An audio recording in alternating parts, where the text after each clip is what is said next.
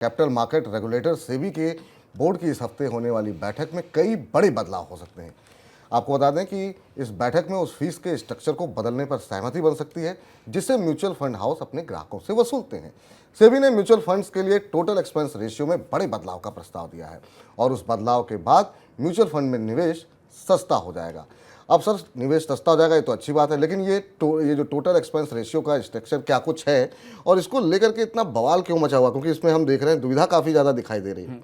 Mutual fund उद्योग में काफ़ी अफरा तफरी है इसको लेकर।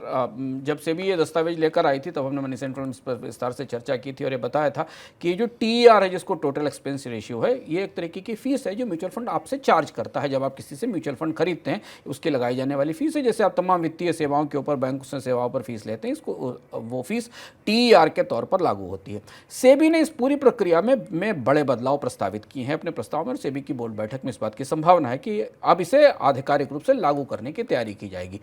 ये जो TER है, जो फीस है, इसका पूरा ढांचा काफ़ी रेडिकली बदला जा रहा है। उस बदलाव की वजह से म्यूचुअल फंड उद्योग को परेशानी हो रही है। पहले जानिए कि बदलाव क्या हो रहे हैं TER में बदलाव ये हो रहे हैं कि आपका जो STT और GST लगता था ट्रांजेक्शन में, वो TER का हिस्सा हो जाएगा, यानी अब अलग से नहीं लेंगे। इसके अलावा जो डिस्ट्रीब्यूटर्स को म्यूचुअल फंड बेचने के लिए म्यूचुअल फंड कंपनियां इंसेंटिव देती थी, प्रोत्साहन देती थी, पैसा देती थी, कमीशन देती थी, वो भी TER का हिस्सा हो जाएगा। इसके अलावा टर्म जो TER है, फीस है, ये म्यूचुअल फंड की परफॉर्मेंस से जोड़ दी जाएगी। अगर अच्छा म्यूचुअल फंड परफॉर्म करने वाला है तो उसको वो थोड़ी ज़्यादा TER लगा पाएगा, लेकिन अगर कोई खराब परफॉर्मेंस वाला म्यूचुअल फंड है तो उसका TER कम हो जाएगा। भारत में बहुत सारे म्यूचुअल फंडों का प्रदर्शन बहुत खराब है, बहुत अच्छा नहीं है। और इसके अलावा जो ट्रांजेक्शन कॉस्ट पे की जाती है ट्रेड के लिए, जो एक म्यूचुअल फंड आपके पैसे से स्टॉक्स खरीदता है और उसकी जो कॉस्ट देता है ट्रांजेक्शन कॉस्ट, वो भी TER का हिस्सा होगी।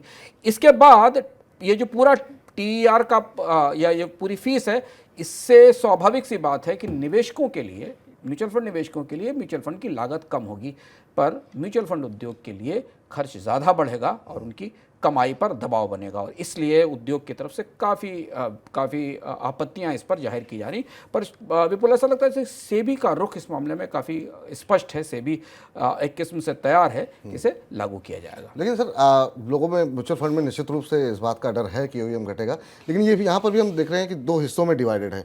कुछ लोग इसका स्वागत भी कर रहे हैं और कुछ जो कंपनियां हैं वो इसको पूरी तरीके से इसकी आलोचना भी कर रही हैं। तो ये जो विभाजन है, ये किस लिए है?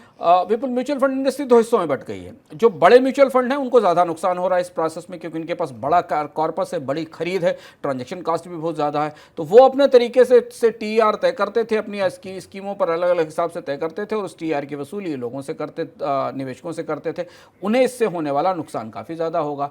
जबकि जो छोटे म्यूचुअल फंड हैं जो अभी शुरू हुए, उन्हें इस स्कीम से फ़ायदा हो रहा है, TER की स्कीम से फ़ायदा हो रहा है, क्योंकि उनकी कॉस्ट कम हो रही है और उन्हें ज़्यादा ग्राहक जुटाने में मदद मिलेगी। तो अगर इस तरह से बात सही है कि म्यूचुअल फंड इंडस्ट्री सेबी के नियमों पे दो हिस्सों में बंट गई है, लेकिन ये इस प्रक्रिया के बाद भारत में पहली बार ऐसा होगा, अगर ये लागू होती है, कि टर्म्स जो TER है, जो आपकी फीस का स्ट्रक्चर है, उस स्ट्रक्चर में कम से कम एक पारदर्शिता ज़रूर आएगी, जिससे कि निवेश करने वालों को पता रहे कि उनसे जो फीस वसूली जा रही है वो दरअसल क्या है, उसमें कौन कौन सी चीज़ें शामिल हैं और उसमें कंपनियों के अपने तौर तरीके नहीं चलेंगे।